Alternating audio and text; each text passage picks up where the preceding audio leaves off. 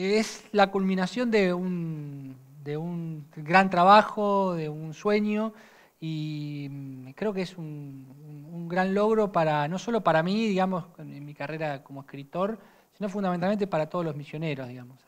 Que haya un libro sobre Andresito en una editorial grande como es la editorial Aguilar, que es la que me ha publicado mis libros anteriores, que es la segunda editorial del país, demuestra que todo lo que venimos realizando los misioneros en cuanto a la reivindicación de Andresito, no solo a nivel provincial, sino la nacionalización de la figura de Andresito, ha dado sus frutos y ha empezado a generar una atención y un interés muy grande, ¿no? Con los Er- reconocimientos que ha tenido y con este libro, ¿no? ¿Era todo un desafío para vos, digamos, tratar de encauzar sobre un libro esto? ¿Tratar de plasmarlo? Sí, había varios desafíos. Uno era no terminar escribiendo un libro misionerista, Ujú. digamos, ¿no? O que sea un libro solo para pensando solo en misiones, sino un libro como que es un libro que hoy está en todas las librerías del país, como parte de las novedades del mercado editorial de estos meses.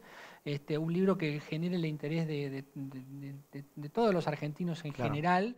Pero lo que yo traté de hacer es explicar todo el proceso histórico de conformación ideológica del guaraní para responder la pregunta que para mí es clave, y siempre fue clave en todo este proceso, que es ¿por qué los guaraníes fueron tan federales como fueron? ¿Y por qué aparece Andresito en ese momento histórico? ¿Por qué es que esta provincia llegó a tener un guaraní como gobernador de la provincia? ¿Por qué ese fervor de los guaraníes por las ideas radicalizadas del federalismo artiguista? Y bueno, para responder esas preguntas me tuve que ir bien atrás en el tiempo. El libro recorre la historia de los guaraníes desde que iniciaron su migración hace 2000 años desde el Amazonas hasta la selva paranaense y cómo se fueron conformando en términos ideológicos para terminar abrazando una causa que era la causa revolucionaria que supuestamente en la historiografía tradicional tenía un ideario muy moderno, muy europeo, de las libertades individuales, de la igualdad entre los hombres. Entonces, ¿cómo es que todo ese ideario moderno se mezcla, se imbrica con lo guaranítico? ¿Por qué los guaraníes adoptaron tan rápidamente ese ideario? Bueno, Claro, ¿cómo es yo que prendió, digamos, tan claro, rápido, ¿no? exactamente. Esa para mí siempre fue la pregunta clave para entender todo este proceso histórico. Bueno, en el libro yo trato de dar alguna respuesta, después los lectores verán si coinciden o no con eso que planteamos. Pablo, Y después él se apoya mucho en la figura de José Artigas, de su padre adoptivo, su jefe político, que le envía muchas cartas en las que le recomienda decisiones, en las que lo aconseja, en los que le va indicando un poco el camino. ahí entra la importancia de Artigas. Ahí entra la importancia de Artigas, exactamente, que es el que lo designa, el comandante general de Misiones, y el que lo va guiando permanentemente. Hay muchas cartas que aparecen en el libro en donde se da ese diálogo casi paternal que tiene Artigas con Andresito. Y después el rol de un personaje, el cura Acevedo, que es un personaje muy importante en la historia de Andresito, que parece puesto en ese lugar justamente para hacer un poco la contención política y la guía política de Andresito en ¿Cura ese Acevedo, marco. un sacerdote? Un sacerdote que después va a tener una trayectoria interesante porque va a ser el primer obispo de Paraná de la década de 1850, va a ser parte de la legislatura entrerriana mucho tiempo después, o sea que es un cura que tuvo una continuidad histórico-política bastante interesante y que en esa época andaba al lado de Andresito Ya. como su asesor, ¿Había una diríamos. coincidencia ideológica, digamos, Una entre ellos? conciencia ideológica, un cura revolucionario, un cura del pueblo, como hubo varios en el marco de la revolución y la independencia. Bueno, este era un cura muy revolucionario que se plegó al ideario artiguista, lo colocaron allí junto a Andresito y hizo buena parte de las campañas junto a Andresito. Pablo, ¿qué pasó con la figura de Andresito? ¿Por qué hubieron tantos años en los cuales, digamos, no se conocía tanto su historia, ¿no? Bueno, porque hubo una política historiográfica específica a nivel oficial, nacional, de reflejar en la historia a ciertos personajes y opacar a otros. Y evidentemente la historiografía nacional la escribió o la fundó la élite liberal de fines del siglo XIX, que es la misma élite que sale a conquistar los espacios originarios con las campañas al desierto, a la Patagonia y al Chaco, y evidentemente en esa historia en donde los indios eran presentados como un otro antinacional fuera de la nación argentina que se pretendía construir, no podía entrar un guaraní con un lugar de destaque en ese relato. Entonces, en ese primer relato fundacional, toda la experiencia de las misiones guaraníticas quedan relegadas a un olvido, bastante fuerte. La propia provincia de Misiones, con estos vaivenes institucionales que tuvimos y no tener una continuidad histórica, también dificultó mucho la reivindicación, y en la medida, yo creo que en la medida en que Misiones no pudiera desarrollarse como provincia, como socialmente, infraestructuralmente, económicamente, difícilmente hubiéramos tenido la posibilidad de ponernos a pensar en nuestro pasado. Que Andresito aparezca en este momento histórico de la provincia de Misiones, del país, de la región, tiene que ver con un contexto de época, ¿no? La historia se escribe siempre desde el presente, ¿no? Claro. Y las corrientes historiográficas se acercan al pasado o explican el pasado a partir de lo que ocurre en el presente en el que están escribiendo los historiadores. Entonces, Andresito hoy es reivindicado por la provincia y a nivel nacional porque hay un contexto de época que permite que estos actores subalternos, secundarios, como los ha llamado la historiografía oficial, ganen el lugar de protagonismo que les fue negado durante tanto tiempo. ¿Y qué crees vos? ¿Cuánta carga hay sobre, digamos, en este proceso de formación del cual vos estás hablando y un contexto en el que permite este desarrollo, ¿no?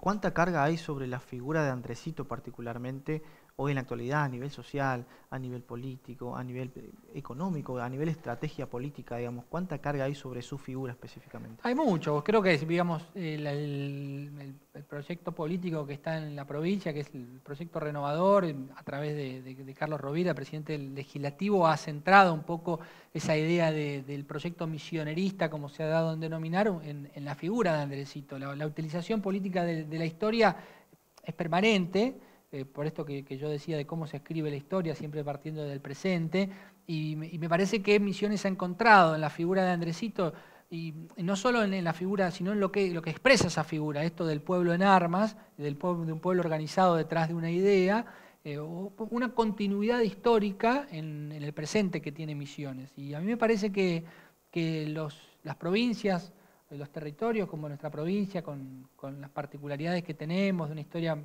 supuestamente joven, pero que en realidad es más vieja, tienen que tener esos anclajes en el pasado que les permitan ir generando una identidad política, una identidad cultural, que nos sirva digamos, de plataforma para entender, bueno, esto es lo que nosotros tenemos como legado histórico y, bueno, ese legado histórico tiene una continuidad en el presente y una proyección en el futuro, que es lo que nosotros tenemos que seguir. En ese sentido, me parece que el poder político en la provincia ha tomado a Andresito como un estandarte, y me parece que es un mensaje lindo que le estamos dando a la sociedad. A mí me gusta mucho el debate, me gusta mucho debatir, me gusta mucho provocar el debate, por eso a veces soy un poco, meto el dedo en la llaga, como se suele decir. Me gusta generar el debate, sí entiendo que por ahí las redes sociales son un ámbito para que, bueno, desde cierto anonimato, desde cierta distancia, se digan cosas que no van al eje del debate que uno pretende plantear, sino que apuntan a otra cosa. Tengo gente con la que logro muy interesantes debates, enriquecedores en todo sentido, desde una altura de respeto, que me parece que es lo básico para este tipo de debates, gente que digamos, coincide muy poco conmigo en la visión general que tenemos de la vida, pero que sin embargo yo la admiro, la considero amiga, le tengo un gran aprecio, respeto, aprendo permanentemente con esa gente a través de estos debates que se van dando. Yo creo que es saludable. El problema es que, bueno, por ahí la actualidad ha generado esta cuestión de debates que rápidamente se van de las manos. Yo cuando empiezan ese tipo de agresiones o de argumentos que no tienen que ver con lo que estamos debatiendo, me corro a un lado, dejo de participar del debate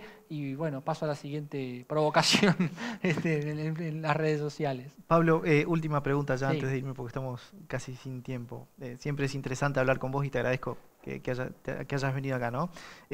Hace 200 años atrás, como te decía, vos lo planteaste, este libro se hablaba de independizarse, ¿no? De buscar la independencia.